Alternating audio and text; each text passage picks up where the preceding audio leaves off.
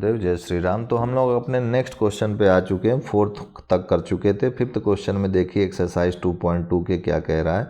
Find the remainder when the polynomial 2x square plus 3x plus 1 is divided by the following. इन सब से divide करते हैं एक एक करके, तो बताइए उसका रिमाइंडर क्या आएगा। ठीक है, तो इसका रिमाइंडर एक एक का निकालना है हमको। तो यहाँ पर देखा जाए तो पहले जो है 5th क्वेश्चन का ए पार्ट में है, कह रहा है कि अगर x प्लस 1 से डिवाइड करते हैं, किसको, 2x square plus 3x plus 1 को हम किससे डिवाइड करेंगे, x प्लस 1 से करते हैं डिवाइड।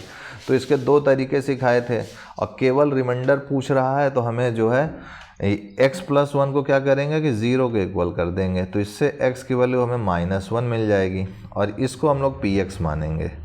तो ये हो गया हमारे पास 2x square plus 3x plus 1 हो गया। अब यहाँ x की वैल्यू -1 रख दीजिए, तो -1 रखेंगे तो 2 इंटू एक्स की जगह -1 रख दिया, ये whole square plus 3 into -1 plus 1। तो ये हो गया 2 इंटू -1 का स्क्वायर तो 1 ही होगा, और 3 इंटू -1 करेंगे तो -3 आएगा प्लस 1।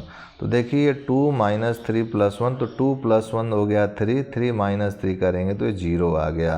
तो ये p का वैल्यू p की वैल्यू -1 अगर रखते हैं हम लोग, तो ये जो है हमारा 0 आ रहा है। तो 0 आ रहा है, तो ये जो लास्ट में आया सॉल्व करने पर, यही हमारा क्या हो जाएगा, इसका रिमाइंडर हो जाएगा। तो इसका रिमाइंडर क्या हो गया, रिमाइंडर क्या हो गया, 0 हो गया, यानी ये पूरी तरह इसको डिवाइड कर देगा, ये इसका मतलब है। अगर इसको डिवाइड के मेथड से देखें तो डिवाइड का मेथड भी मैंने आपको सिखाया था कि x प्लस 1 है और ये 2x square plus 3x plus 1 है। तो इसको अगर डिवाइड करेंगे तो सबसे पहले 2x से इसको मल्टीप्लाई कीजिए, हमें उससे मल्टीप्लाई करना है कि यही आ जाए, जो ये लिखा हुआ टर्म है यही आ जाए। तो 2x का x से करेंगे तो 2x स्क्वायर हो जाएगा, फिर 2x का 1 से करेंगे तो प्लस 2x हो जाएगा। अब देखिए यहाँ पर माइनस और ये माइनस लगाया, ये कट गया, तो 3x में 2x घटाया तो यहाँ पर x आ गया और ये प्लस 1।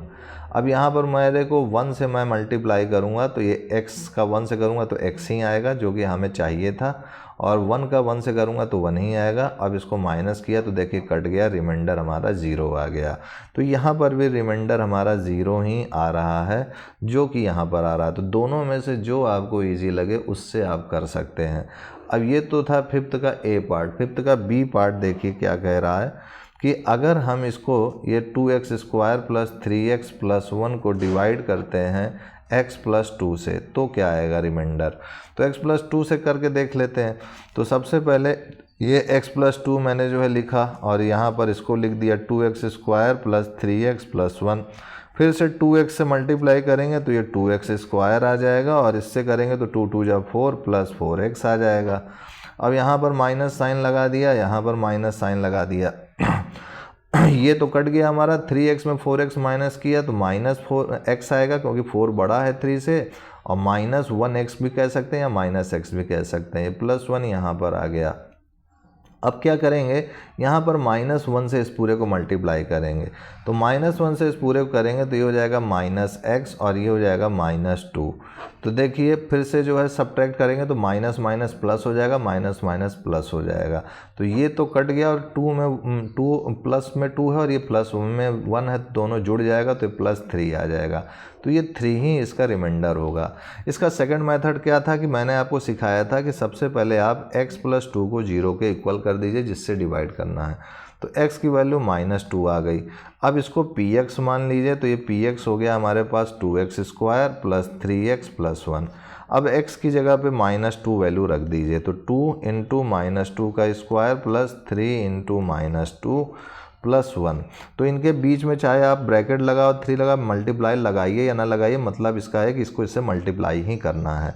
तो 2 इंटू -2 का स्क्वायर करेंगे तो 4 होगा, और 3 का -2 से मल्टीप्लाई करेंगे तो -6 होगा प्लस 1।